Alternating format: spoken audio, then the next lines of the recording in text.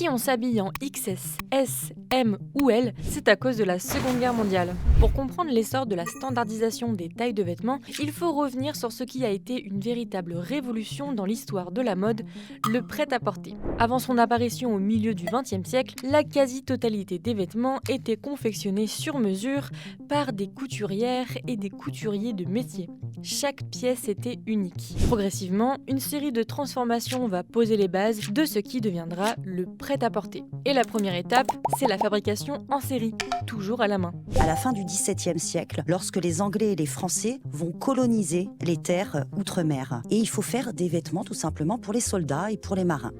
La deuxième étape, c'est la mécanisation, avec la naissance des machines à fil et à tisser au XVIIIe et XIXe siècle. Donc ces machines qui vont aider à fabriquer, à produire plus vite les textiles, mais on a toujours, donc au XIXe siècle, on a toujours besoin des couturiers et des couturières. Pendant la Première et la Seconde Guerre mondiale, les armées doivent habiller leurs soldats le plus rapidement possible. C'est là que naît la standardisation des tailles de vêtements, connue plus tard sous les noms small, medium et large. Le but est simple, produire vite, en masse et à bas coût.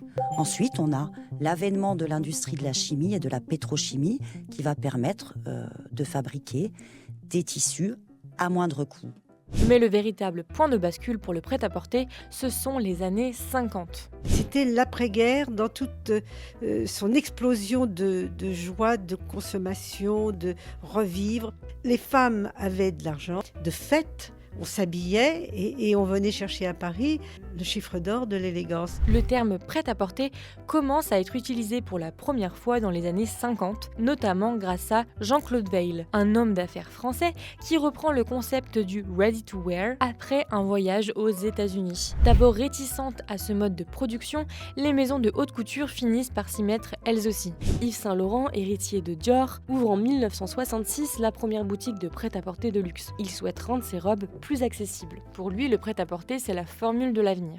Puis vous connaissez peut-être la suite. Avec la fabrication en série qui s'intensifie, le prêt-à-porter prend de plus en plus de place dans les marques de distribution. Pour réduire les coûts et produire plus rapidement, de nombreuses entreprises délocalisent leurs usines dans des pays où la main-d'œuvre est moins chère. Les produits coûtent moins, on achète plus et donc on produit davantage. Cela mène alors à la production en masse de vêtements. Et cette industrie du prêt-à-porter est aujourd'hui dominée par de très grosses entreprises de mode qui bouleversent les normes de consommation.